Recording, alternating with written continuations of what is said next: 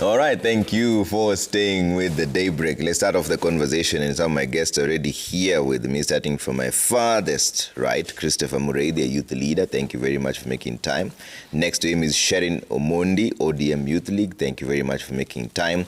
And Wanjiku Tiga, National Youth Leader, DCP. We're still waiting for Kipkorir Brian, the UDA National Youth Affairs Leader, and Kasmuel Makoure, ODM Youth League. As soon as they come in, we'll just rope them into this discussion. But before we start on talking about the direction that they think the country should be taking, let's take a look at the front pages of the Daily Nation and the Standard here. And Chris, I'll start with you on this. When you see this highlights on the front page of the Daily Nation, 5 billion industrial park scandal, State House Lajays, what comes to your mind as a young person? I just started to think about the Singapore dream and how it will materialize. And I was just having a conversation and I asked 3 questions. Number 1, do we have the resources to realize the Singapore dream as a nation? And the answer for me is yes. Do we have the intellectual capacity to actually realize that dream? The answer again is in the affirmative, yes. But do we have the leadership to get us there? Unfortunately, the answer is absolutely no.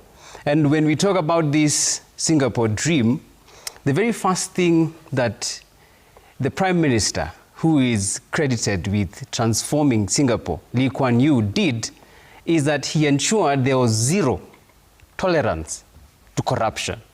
And how did he do that? He empowered the agencies, their EACC, unlike ours, which is largely a toothless dog that neither barks nor bites. But he strengthened their anti-corruption agencies so much so that they spared no one, big or small. We will not see such things as we are seeing on the front page of our newspaper, the 5 billion industrial park scandal. A lot of money has been sunk into this white elephant, and it's simply not going anywhere. So I think we must rethink, even as we go forward, this dream. Is it a dream or just hallucination? Okay, interesting perspective. Sherin, what comes to your mind? Because the reason I'm asking you these questions, especially in the State House like Jace here, this was one of the reasons why the Gen Zs put a lot of pressure. It was one of the promises that they'd be cutting down on expenditure. A year down the line, the difference is the same. They always say nothing has changed. So what comes to your mind when you see such headlines? Industrial park scandal, State House Lajays, as a young person? I think we have a very funny group of leaders that are both elected and appointed. And we know in this country, most of our ministers are appointed because they helped the president campaign. So that makes this look like a funny group of school, you know, of our leaders, whom I think sometimes when they get into office, they leave their heads or their minds, or whatever it is they used to reason at home. Because when I look at this, I want to agree with what he's saying on corruption and some of the things that have been mentioned here. But for me, I think Singapore is a good plan. But we do not have the leaders to get us there. It is a good plan, but we do not have the leaders to get us there. And when we go back, we look at where Singapore and Kenya were when they were starting, their economic empowerment in our country, in Kenya, and also in Singapore. But what sets us apart is that Kenya has been at the same place, but Singapore has moved. So the first thing that I think we need to do as a country is we need to have debt reduced, because all this money is being funded by debt. So we can't say we've passed the threshold and we are still taking more debt to do things that are not making sense, and money is being stolen. Yes. Okay. No leaders as well. Yes. Bigger. Wanjiku. Thank you, Trevor, for having me today. Looking at, the State House Lajays budgets and... How are you doing, by the way? The last time we had a conversation, you had a bit of a run-in with the government. Yeah, I spent close to a month with ATPU, DCI, and NIS. It's become a reality that in this space now, that I'm at national politics, that this is now the people I'll be dealing with. as major stakeholders in this space, mostly because we have a state that does not tolerate dissent. It's quite unfortunate, but young people were at the front of 2027 politics, and we mean it when we say that we want to occupy leadership in this country. How was your experience? And you don't have to answer this. It's just that I've noticed as a nation, most of the time we never even care how people are doing. Yeah. So that's why I decided to ask you that question first, because we all saw what happened. Yes. And how are you holding up? I took almost a month off after I was taken and when I was back. But it's been quite hectic since July to now. I've been in court 12 times because I'm answering a case of terrorism. It's quite laughable being at the forefront of protecting the space of young people being called a terrorist. I love my nation. I am doing what the Constitution demands of me, to protect, represent, and hold my country to heart. So good thing is that I've had really great support from my party leader, His Excellency Rigathi Gachagua, and I've been doing, I've been going through counseling, mental wellness checkups, and what I'm doing now moving forward is not being a coward and walking away from this space, is to continue showing up every day, because that's what matters. And you see, young people have always been on the forefront for reforms for this country. We have the Mother Karuas in 1990s, the Mau Mau leaders before. They're also young people. So it's the mandate of young people. It's a generational mandate. Yeah. And I'm here for it. You feel this is a necessary sacrifice, looking at the nation and how the young people are behaving? Is it necessary? Yeah, it's necessary. We had about how many young people dying in 2024, in 2025 too. Young people are showing up for the liberation of this country, and it's a necessary fight. Okay. And moving forward, 2027, if we don't elect leaders who matter, we don't have a future as young people. We have no jobs. Young people are committing suicide weekly. It's on the high rise. And let's look at opportunities for young people. Let's look at health. TikTokers are fundraising. We are fundraising through TikTok. Let's look at education. Higher education is not working for young people. We're having giant institutions like JKUAT, Moi closing down. We must have reforms for this country. Okay. And we are here to hold the government to account, to ensure that it delivers the promise of 2022. They said Dini Hustler and Mama Mboga, vijana, boda boda. So we are holding, but it's unfortunate you are seeing that they have changed midstream. Now you're not talking about bottom up economic model, now we are talking about Singapore. It's unfortunate you cannot change a whole dream midstream. You did not even consult the people. This is not what it was sold to Kenyans. So where is this Singapore coming from? Has he asked Kenyans, do you want to go to Singapore? Is that what we want? What Kenyans were sold was the better model. They should, for me, I feel like talking about now Singapore is largely covering up, or it's a distraction from the unmet promises of 2022. Yeah. And I asked you whether that is worth it, because you are one of the young people who actually dealt with this firsthand, especially the roughing up by the police and all that we saw that on TV. But one of the things you're fighting for was this largesse that we're now seeing, and it's still there. Yes. On the front page of the Standard, you can see the State House largesse. Following last year's Gen Z pressure, President William Ruto announced new austerity measures. However, the expenditure still remains the same, if not higher. Yes. And that's why I'm asking, is it really worth the fight? Because the more things change, the more they remain the same. But Trevor, you cannot stop midstream. If Mau fighters stopped, we wouldn't have freedom. We have to soldier on. If you look at 3 months, State House has spent 4.5 billion. We have about, 20 months to August elections. That means that they'll have spent only about 30 billion. That's crazy. Budgets are moral statements. They're not just technical documents. We must ask them, is this moral? 30 billion just spending on domestic travel, on foreign travel, on hospitality. You know, nothing here translates to Kenyans. 30 billion is just for the executive and the office of the deputy president. Yeah. And when you look at State House, there's a last item, there are other expenses, 3.1 billion. What is this? Would explains what that is. Yes, and that's why we are here to hold the government to account. And we will want to see more multiplication of opportunities for young people rather than, you know, plug for political holes, because 30 billion is just disappearing to pockets of, you know, contracts and so on and so forth. Very few pockets. We had research by I think it's Oxfam. Only 125 people in Kenya are actually rich. Yeah. The rest of us are surviving in I don't know what. But we want to see more investment in mental wellness for young Kenyans. We want to see climate and food security being invested on. We want to see health. We want to see education. And you see, Singapore is where it is because they did a lot of investment in education and public health. And then there was decades of consistent, you know, policies that make sense.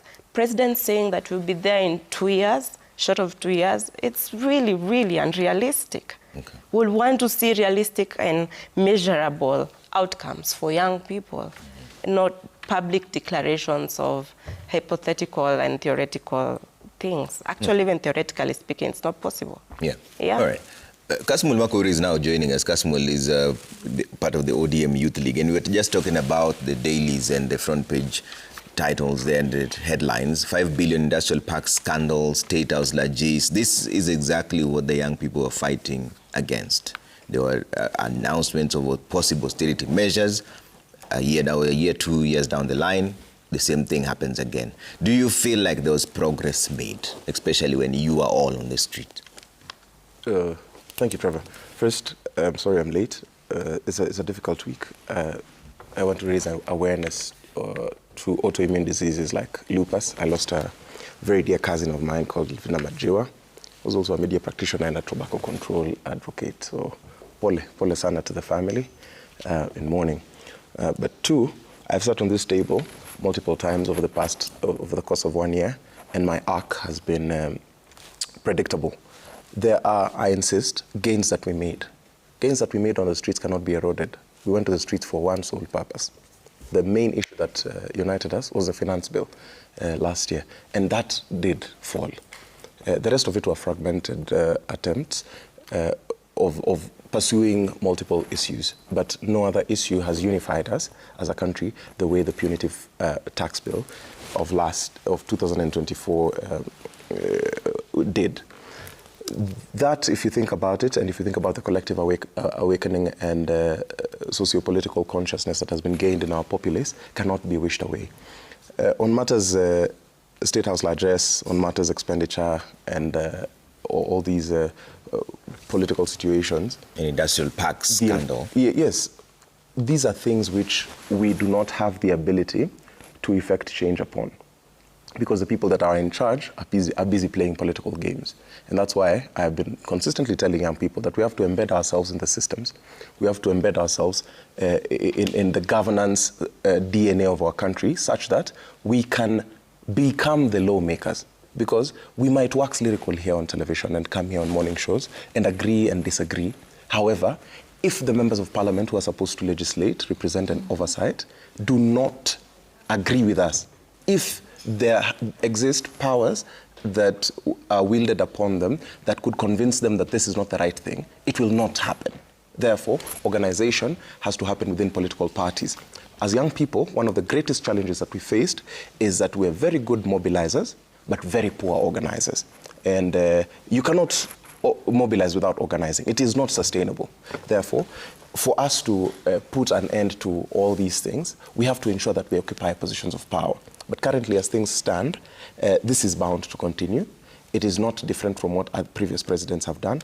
And I know it is a popular thing for a young man to come here and wax lyrical so that I can get bites. But this is no different from what previous presidents have done. This is how power is sustained in this country. Now, we have to ask ourselves, is this the way we want to go?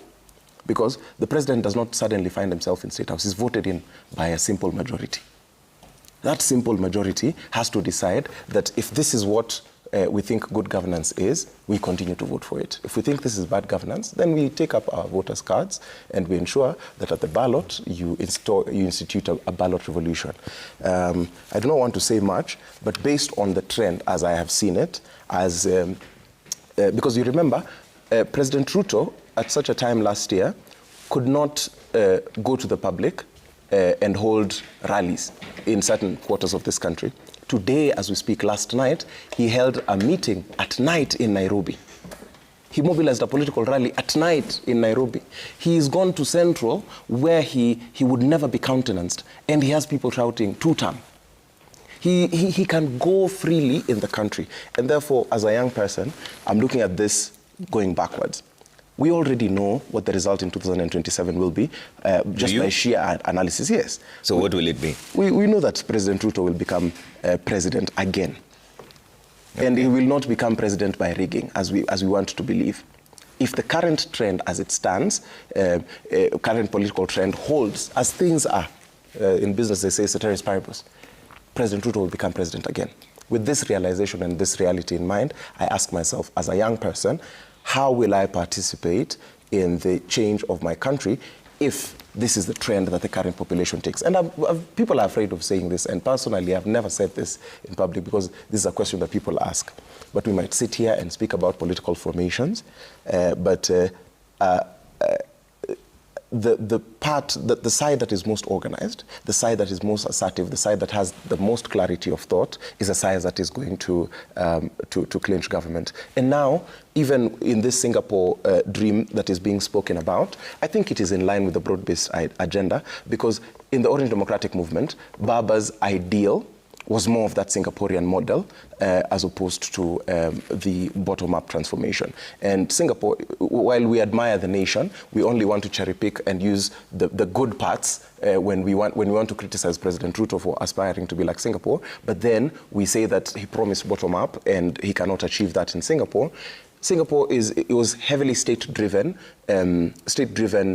development. It is a state saying that we want to do this and do that and do that.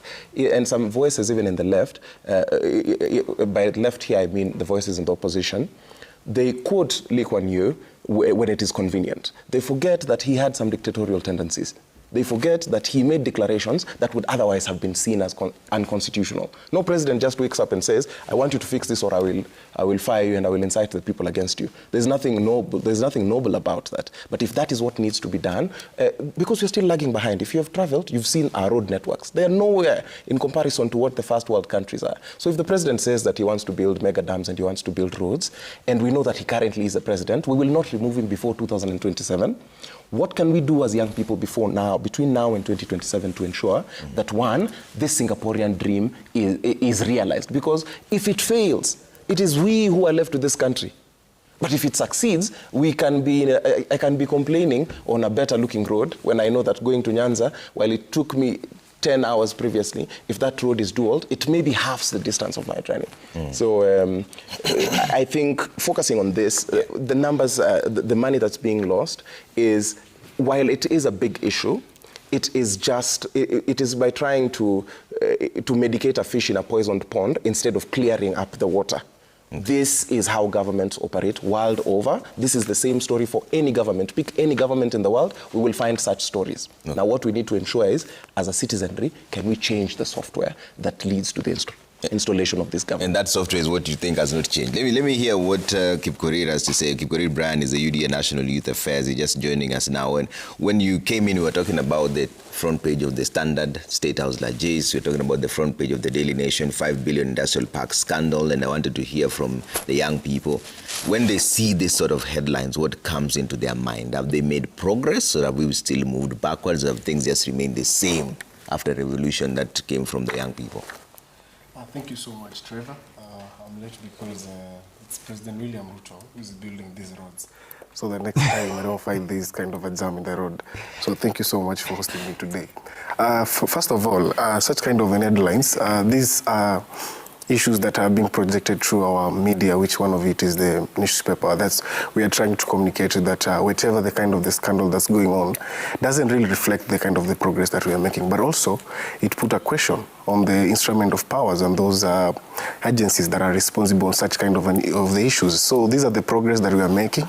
And for the government, I think that is very important because I know they are responsible entities that are supposed to handle such kind of an issues. Because when you see one of the Daily Nation headlines says 5 billion industrial park scandal, and I'm hoping if the ESCC is very active on that, should even probe the issue to understand, is it really scandal or is it just promotional of the issues in terms of putting the front page, in terms of selling the entire newspaper to the public. But again, we need to ask ourselves, are the progress only measured on what is being published on media? Because I'm sure even the newspaper itself cannot cover everything that we have achieved. And if it has to cover, then it will be a whole novel. And that's something that we need to understand. But again, as for the progress of this country, we know very obvious, the president is making tremendous efforts to ensure we are moving from the first world country to the from third world country to the first world country. And these are things that are coming for interventions that are being put on place. And I know everybody knows what the president declared during the State of Nation address. And those are things, and also the cabinet review on the matters of the national infrastructure and sovereign wealth fund. These are issues that we are putting forward to make sure that we have spread of risk and also spread of cost in terms of the building our infrastructure, because we understand it's very expensive.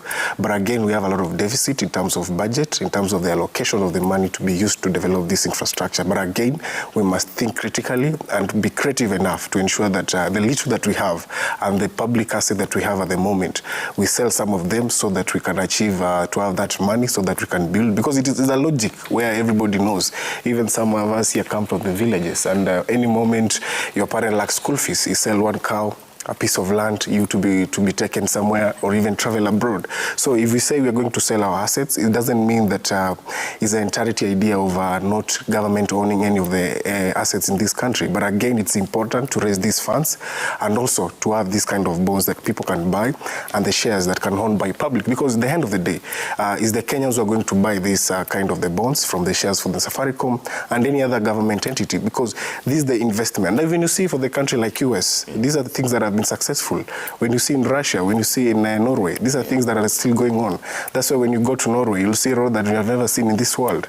So these are things that President Ruto is trying to project to Kenyans, and it's upon us, the young people, to believe on this dream, because it is possible, and we hold this country for the future of the generation that we have. That's exactly where I'm coming from, because as a young person who owns the future of this country, are you concerned when the National Infrastructure Fund will be run like a private limited liability company, and that has already been passed by cabinet, and yet there's no policy document stating exactly how that will run? Who will be the shareholders? Who will be the board of directors? Who decides what? Who handles the issue of the losses when they come in? Where will the profit be reinvested? As a young person, do you get concerned that that announcement is made before you're given a lineup of exactly how all that is going to play out? When it comes to having a kind of the investment such of that, we understand is the intention of the president. But again, there was a draft, if I'm not wrong, by the National Treasury on how that fund will be, because one of it in the as a limited liability. And for limited liability, we understand one thing: it's very easier to establish it compared to the other what we call private. Where it needs the board of directors, but for this, it just need some of the structures that are needed to ensure that we put into consideration. One of it is to have the entire board, which is already in existence, like the National Treasury. So it's something that we have to understand that it's not an issue where to put such kind of a question. But again, what is the intention of this entirety of the fund? Is because you want to raise money to have development. And if the intention is good, does it mean that the money is going to waste? No. But the custodian of this money, who is it? Is our National Treasury. So the structure exists. It's only that it have a different way of packaging its money, and the package itself is only handled by the Treasury. So it's not an entire issues of whether to have this money, where to be put, but again, is to ensure that at the end of the day, this money can be accounted for. Okay. Yes. It's about accountability. Let me I'll take a quick commercial break. When we come back, we're still talking about where the direction the country is heading and from the young people's perspective. And also we'll talk about the TIFA polls here, where most of them heading in the wrong direction, 68%, 17% are heading in the right direction. Your broad-based government actually seems to be having a bit more support, 44%. So we'll talk about that in just a bit. All right?